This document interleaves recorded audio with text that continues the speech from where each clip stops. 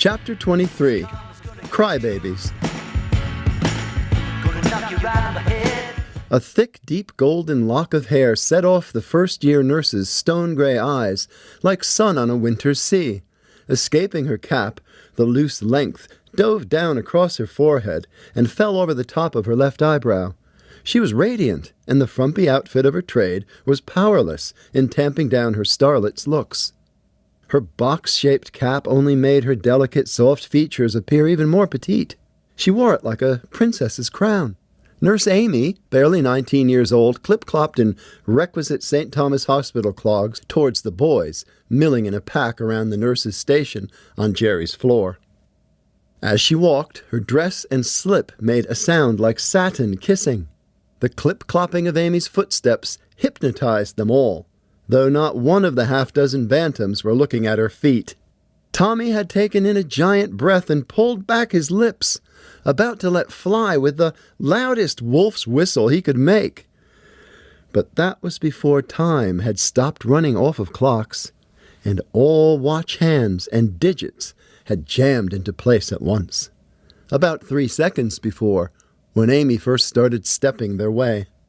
Just a paltry wisp of air blew from Tommy's mouth, sounding like he was subtly spitting a poppy seed from the tip of his tongue at the dinner table. The closer Amy got, the better she looked. They froze. "I felt sorry for him on the way over," Tiny Jim said. "Now? I'm not so sure." "Quick, somebody fracture my skull," Tommy said, abandoning his stillborn whistle. She stopped. She spoke. "Boys, are you here to see Jerry Lake? Only 5 are allowed in at a time, and his father's there with him now. But why didn't you pick out 5 of you to go in and say hello first, and then take turns after that? It's just nearly 3:30, so—" And Amy looked at her watch, causing her locks to brush down across her mouth. She blew the silky hair away from her face, then stroked it into place behind her ear. Tiny Jim sighed. She continued, "So, you have about half an hour before Jerry has to have another rest. That should give you kids enough time to see your friend. He's doing very well now, but he's only allowed to see visitors for short spells. Is that all right, boys?" She smelled of apricots and antiseptic alcohol, with the apricots winning that oral arm wrestle.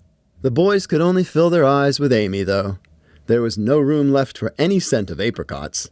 Seeing her was enough to swamp all of their other senses and wash them out to sea. "What?" Tommy said, gaping.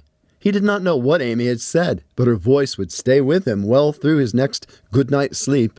He answered in the same tone he would have continued with, were he able to speak, with the complete finished sentence being, "Whatever it is you would like for us to do is just fine. It's just fine with us." Walsh stared, lost in Amy's face, thinking, "She's as beautiful as I dream of Jeannie." Cannonball nodded at her, fawn-eyed. Joe Lennox nervously yawned. Jack stood pillar still. Thompson fiddled with his zipper, the one lowered to the bottom of his open ski jacket.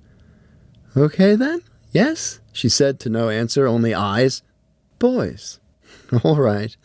This way, all but one. Who will it be? I'm on break, and the first one to sit out can wait with me." Nurse Amy's voice seemed to the transfixed visitors to coo, even though she was using the same workaday voice that had spent the morning and much of the afternoon answering the phone at her station and persuading a 90-year-old man to open his bowels into the freezing cold tin bedpan only 10 minutes before the boys had arrived. The same smoky tone still, to order a pizza from home the night before. She did not have that half-flat, slight New England squawk most of the girls they came into contact with spoke in. Amy spoke in a sing-song, almost southern-flavored drawl. She wasn't putting anything on. It was just how she talked. It spooked the bantams as much as her looks, once they got by her looks to hear what she was saying. The boys broke ranks, their set of zombie mask expressions fractured like a cue ball crashing into a pool table's racked triangle of solids and stripes. "Let me!" Thompson was the first to cry out. They started shoving to the front, a writhing tangle of arms and legs. Their heads were a six-sided, frantically volunteering creature, gasping for air.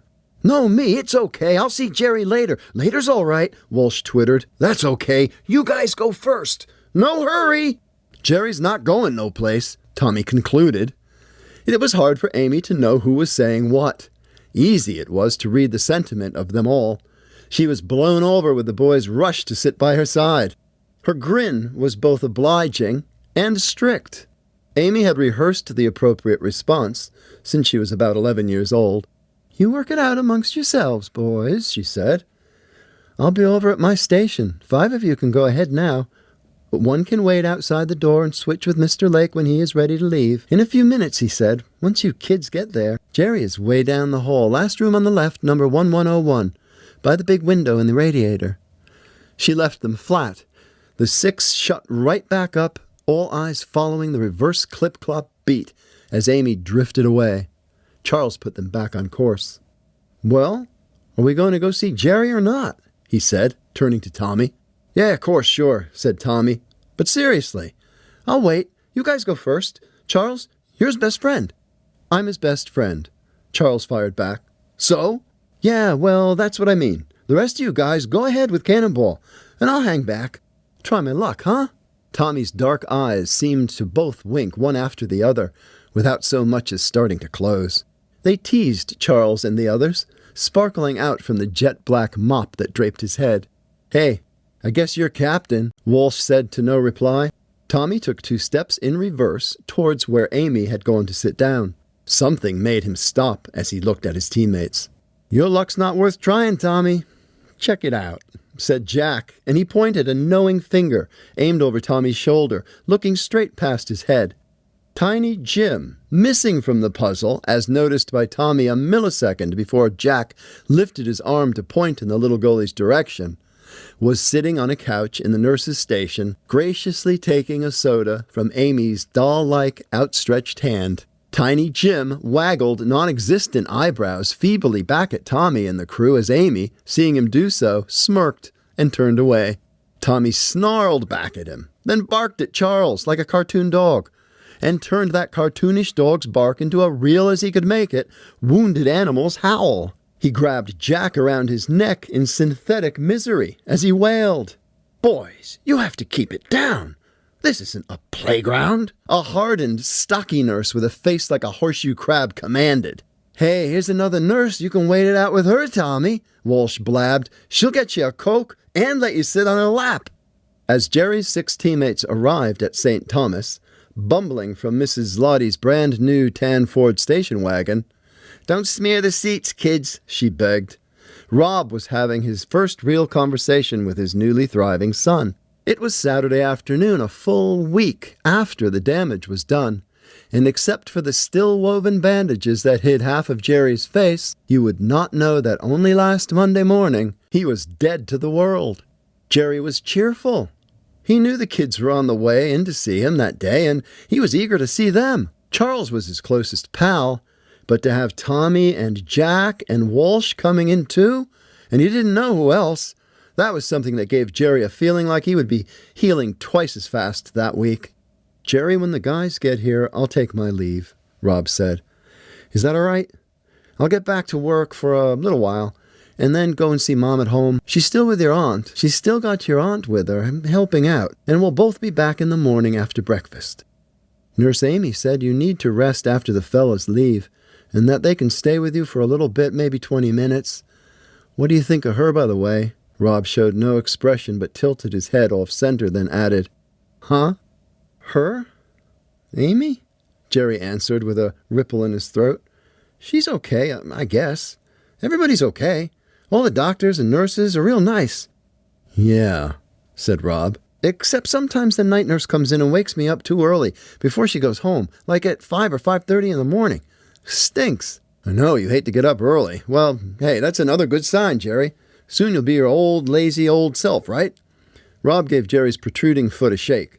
He thought of the household family ritual of forcing Jerry from bed in the morning. He was always, especially since adolescence, one for loving to have a lie-in, most any day of the week. Jerry, get up, will you? It's 10:30 in the morning. For the love of God, Rob would say. The kids are all out playing.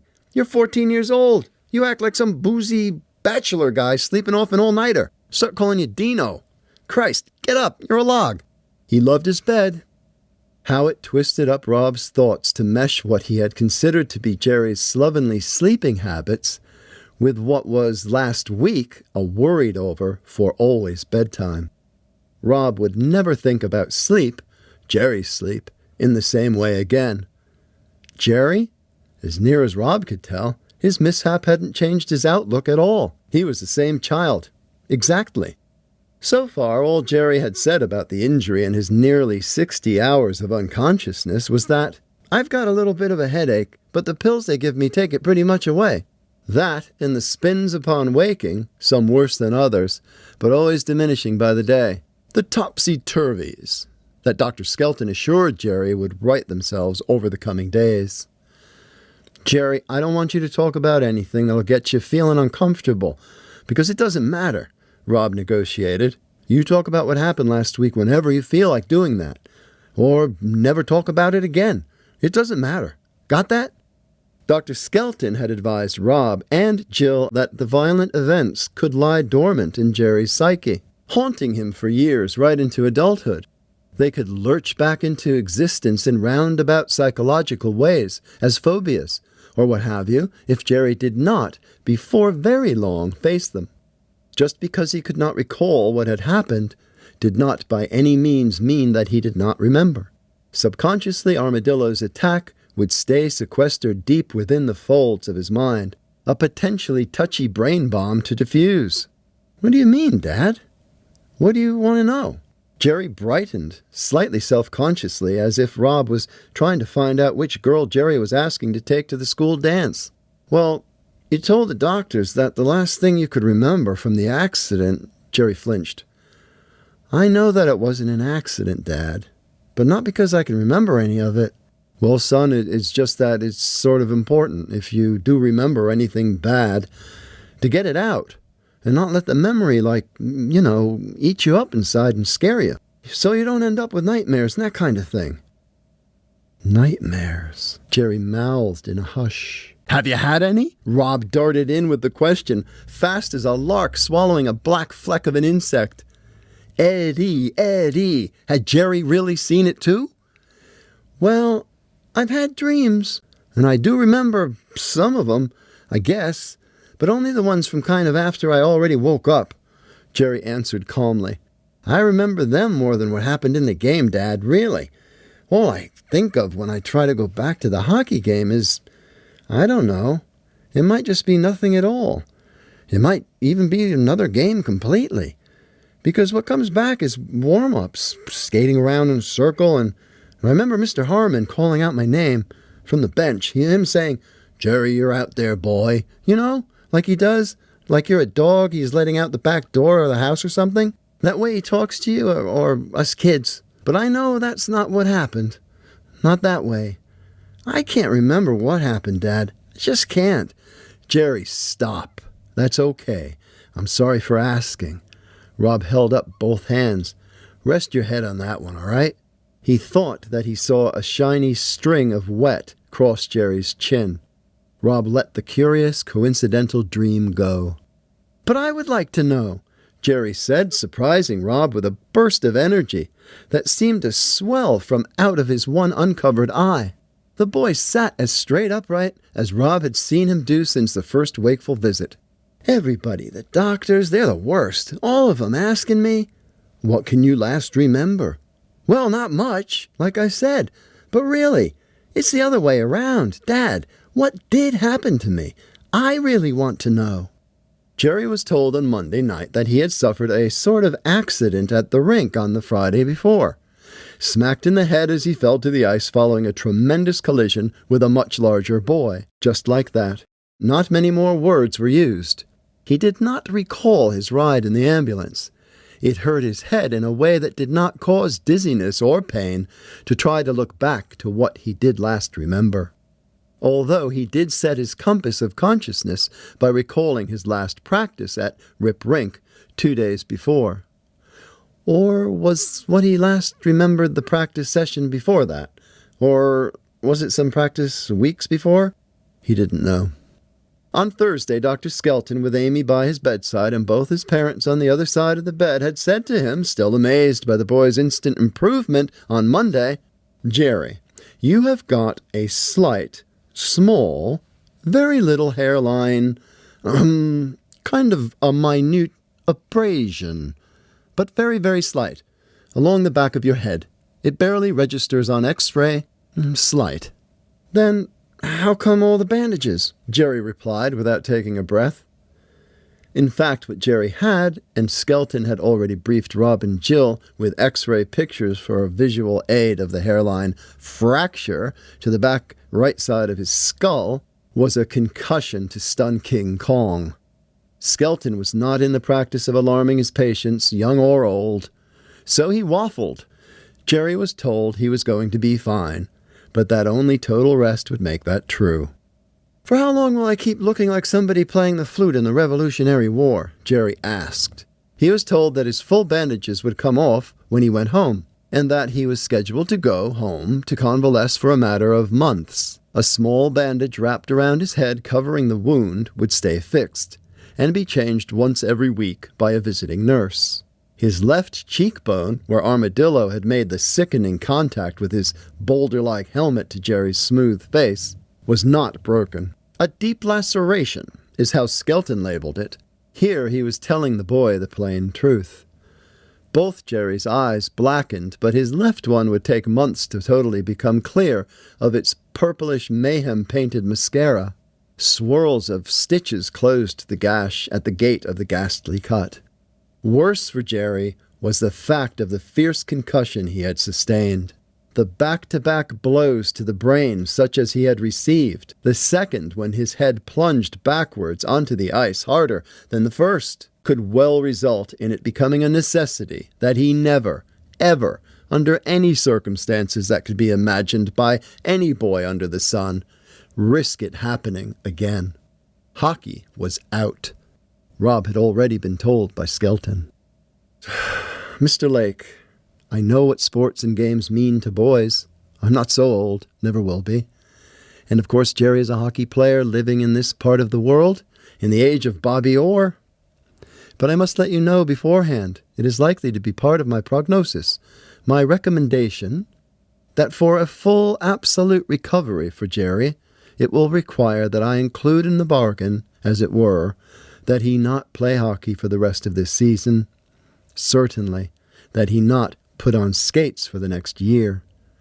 And to be honest, I do fear that were there to be another blow resulting in even half a fraction of as acute an injury as this one is, then I would not be able to comfortingly tell you right now where that could leave your son. Please excuse me being blunt, Mr. Lake. This is my advice." Jerry, he thought he'd be back with the boys much sooner than that. There was a stirring at the door. Tommy poked his head in first, and Jerry's attention leapt from his dad, their conversation, to his teammate's sudden presence, as if the tip of his nose was the arrow of a compass, and Tommy the North Pole. "Hi, guys!" Jerry did call out in full throat. Rob was warmed by the sound of his sturdy voice. "Hey, Jerry, you look busy," said Sonny. "Want us to come back when you're not so wrapped up?" "You're not funny," Tommy scowled. He yanked Walsh's parka hood over the top of his head, as if popping the lid on a trash can. "Oh, you mean my bandages," Jerry chimed. "Oh, yeah, suppose I am tied up, wrapped up. Same thing. But it's just my head." He pulled his hands from the blankets and waved his clamshell-sized fists in front of his face. "Still got my dukes up, though. Where are those Red Wings? Let me at 'em." Put 'em up, Sonny mugged, in a cowardly lion imitation that creased up his forehead and chin, making him suddenly look 3 times his age. He hopped up on the chair at the bottom of the bed. The rest of the boys laughed and tumbled in through the doorway. Rob got up and slipped by them, saying to Jerry on the way out, "Son, have a good time with your friends, but don't get too worked up." He gave Walsh, now catching a gauntlet of elbows and cuffs around his head from his teammates, a blank look. Rob raised his voice a level. "Boys, Tommy, Charles, come here a minute, would you?"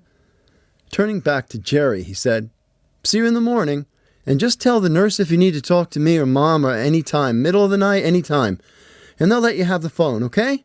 Bye now." Jerry nodded and got lost immediately with Jack's shenanigans. Jack was pretending to be Boris Karloff's mummy master from the old black and white movies.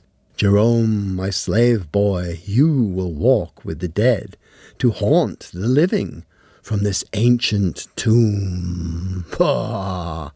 "Boys," Rob conspiratorially told Tommy, Sonny, and Charles, having gathered them to just outside the door.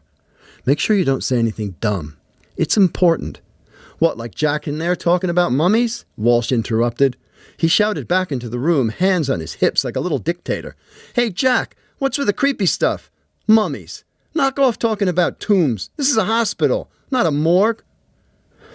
"Hey," Walsh said, changing his tone and turning his head back around to the group.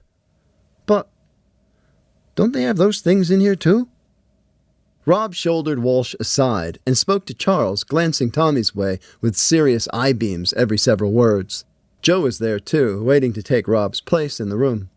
"Jerry is going to be okay. I'm sure your parents have told you what I or Mrs. Lake have told them. He may be off the ice for some time, though. And listen, Jerry definitely does not remember what happened. But he wants to know what happened. I don't know. Maybe it's best, and Charles, you might be the one, to tell him what happened.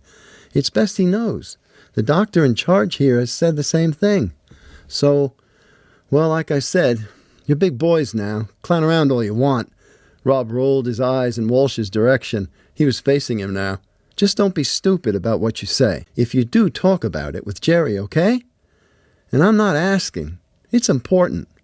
"We understand," Charles said, soberly sincere. "We won't go and freak him out or anything." "Right, Mr. Lake, we know what you mean," Tommy seconded as he pushed his hair right back from his face with his still bandaged hand and arched his eyebrows in his most attentive gesture. Rob shook hands with them all, except Sonny. Jack was standing with them now, too. "All right, then," Rob said. He leaned back into the room for one parting call to Jerry. "Son, you'll have to tell me about those dreams tomorrow. If you want to, all right? I've got to run. Maybe you'd like to write one down for me, so you don't forget? But don't worry about it if you don't. We've got time. Lots and lots of time." Rob realized how wonderful a concept it was to have lots and lots of time. He bit at his top lip. "Oh, it wasn't that important," Jerry answered, distracted, eager to see his pals. "Bye, Dad." Rob was fixed on the revelation of what was contained in the dreams Jerry said that he had had. He was not going to press Jerry for them. He told himself he would not, and meant it.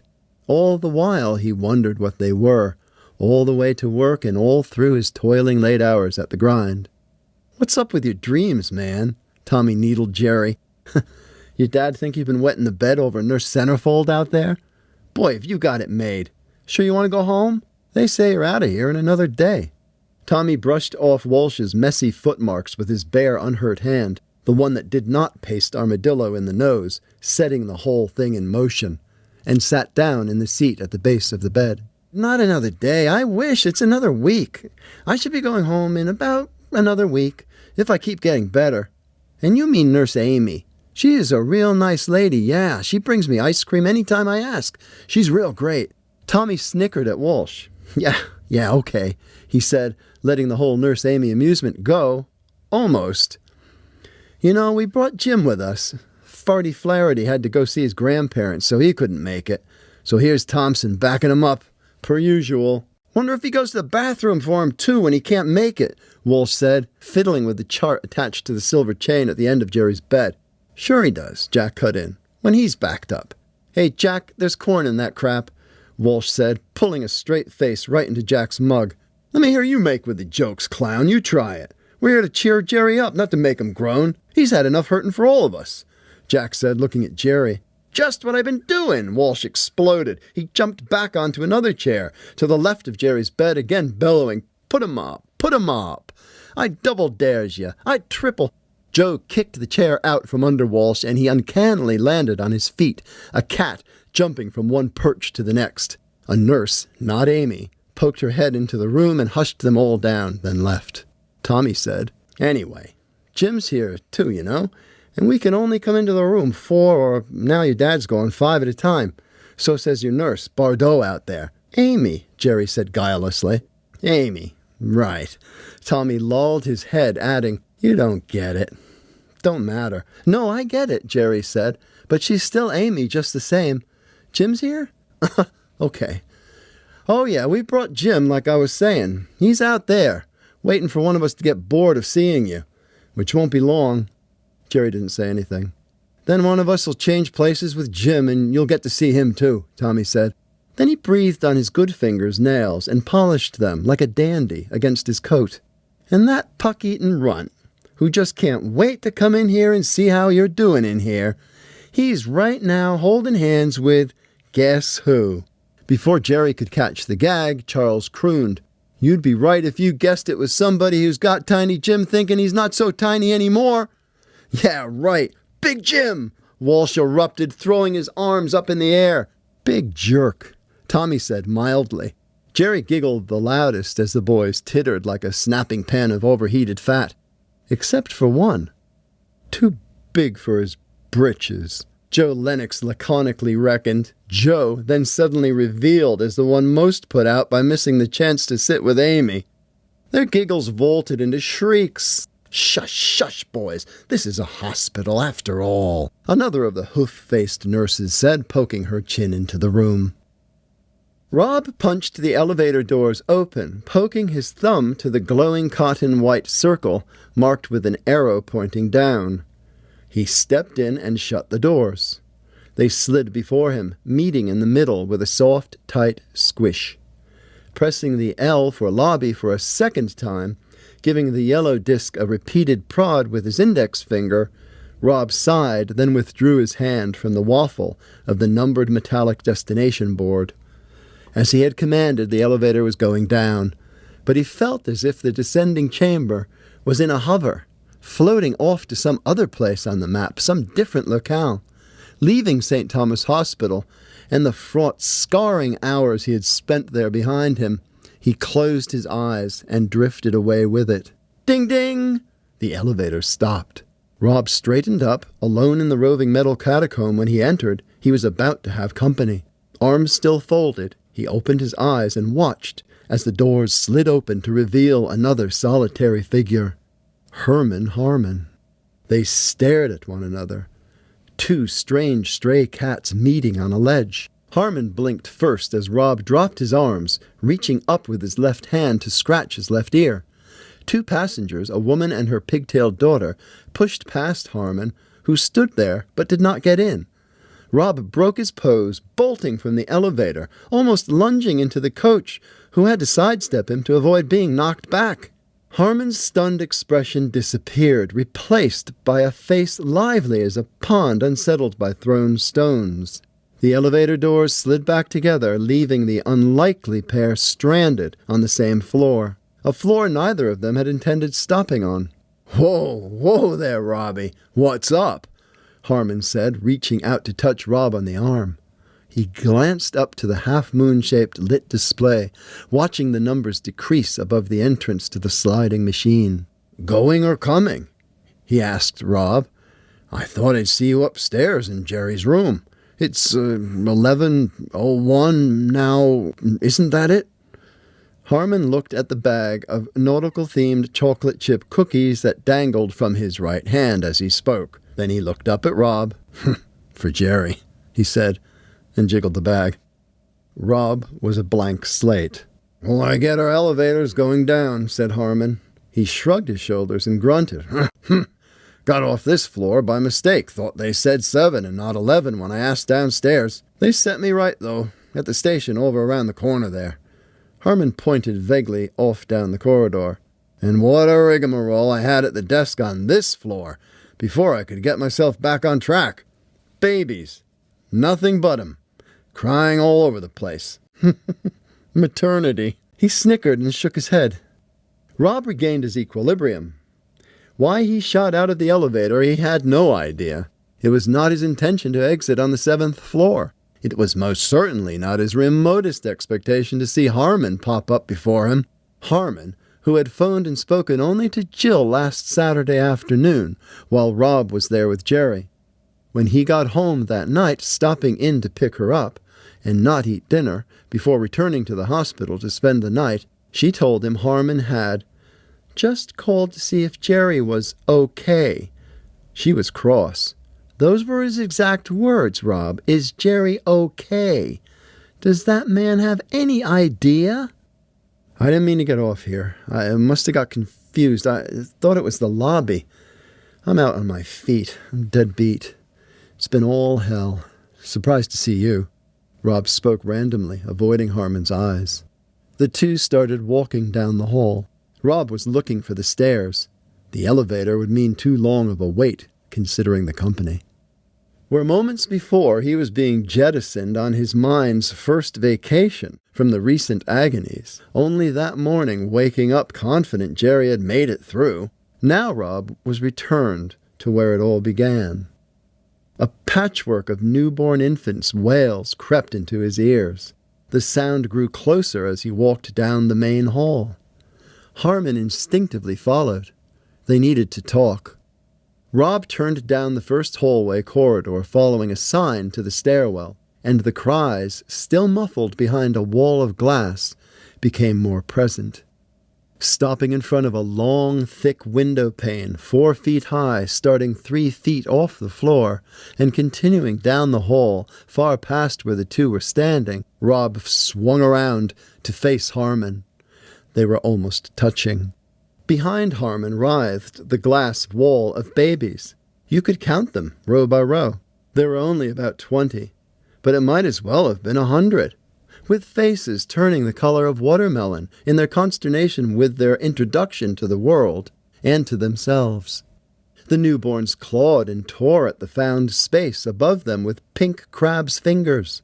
Eyes clenched, resembling imploded tiny grapes. The babies' mouths opened with the desperation of something suffocating. It was a fish tank full of new life that spread out for an infinity behind Harman's head. Rob said nothing and thought of nothing. He faced Harman, and Harman faced him, the two of them alone on the ward. It was time to feed the babies. All visitors had taken their leave. A busy nurse shot them a sharp look and tutted as she hurried on her rounds. "Should not be here." He watched the babies. The muted bawling welled up in his head like many different submerged radios, playing the same tune, but with each record started on a different groove. As he looked in through the wide window, Rob could not match up a single baby with its own particular squawk. Sound and pictures were wholly out of sync. He felt woozy. Flitting his eyes forward, he glowered at Harman. Not meaning to, just as when he exited the elevator with a start, Rob spat in Harman's face. It was inadvertent. His first blubbery-lipped syllable burst from his mouth in a wet gale. "Bastard!" he cursed. Flecks of saliva assaulted Harman's right eyelash, causing him to flinch, batting both eyes. He wiped his face with his hand. Rob had not intended to unleash a spray, but it happened anyway. He immediately intended to apologize, but didn't. Harman wiped his face again. "Robbie, you have something else to say? Say it. Name-calling is something I don't encourage in my bantam kids," Harman lectured.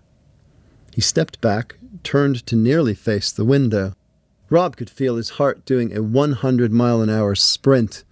His head was filled with a cavalry, steeds rearing up at the first note of the bugle's call, riders with lances drawn. "You put Jerry out there deliberately. You knew what you were doing. You knew he wasn't the toughest kid. You knew what was going to happen." Rob chewed off every word with steel teeth. "Same as you would have cracked open his head with your own hands." "Robbie," Harman coolly responded, clutching the bag of cookies. "Don't Robbie me. I'm not sucking a popsicle. We're both grown men." "Okay, Mr. Lack," Harman said, mispronouncing Rob's name. He drew his mouth into his teeth. Rob clenched his fists, his fingertips turning the color of parchment. Harman kept talking. "You're sore," he said. "You say I just put Jerry out there, and all the rest. Well, sure. But who was it told me just last week? Over a cup of coffee, am I right? Who gave me the 3rd degree? Over just that. When is Jerry going to play?" Harman, grotesquely mimicking the man in front of him, pushed his luck hard against the plate glass baby wall that he was now leaning on. Rob wondered if the gigantic window wasn't too thick to push a man right through with one grand and raging shove. The nail of Rob's middle finger sliced into the palm of his rivet-tight fist. "You asked for it, Robbie. You begged me to put Jerry out there. Did you not? Now you—" Harman flicked a thumb back at the glass. "Whining. Just a little bit, aren't we?" The cries overflowed Rob's senses when a pair of white-haired nurses opened the door off the corridor that led to the newborn's ward. They sounded like seagulls caught in a cyclone. Rob's stomach swallowed his throat, tongue, and teeth. Just as he was opening his closed hands, one nurse butt in. "What's this? You aren't supposed to be here." She frowned and said, stopping short on her heels and still clutching the doorknob as the other nurse peeled off to go about her business. With a cluck and a condemning shake of her head, she closed the door. "Next new father's time is at 7 tonight, gentlemen," she badgered. "Go home and have dinner and come back later." She was shooing them with her two hands. "Now it's time for all of them to have theirs." Rob revolved on the soles of his shoes and stared into the ward to see that 4, no 5, now 6 nurses had appeared and were scooping up scowling, screaming baby after scowling, screaming baby to take them to their moms. He was surprised to find that the thought of suckling infants and loving mothers chilled his scalding temper down to lukewarm levels on the spot. He let it wash over him.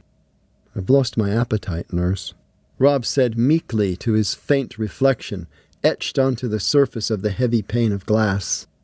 The life-giving flow of mother's milk and baby's blind need all of a sudden turned rancid. It felt like a filthy shower plume from a brackish, spoiled water pipe when Harman said, "I'm sorry what happened. But Robbie, you know, it's all part of the game." Rob didn't look back at him. He and Jerry were both through with Coach Herman Harman for good. Harman walked away. He took the staircase, just a few paces from where they had stood, the one that was marked Fire Exit H, and he followed it down to the lobby. Harman marched to the parking lot labeled Q, got into his 1966 red Valiant, broke open the bag of cookies, bit one in half, and drove off.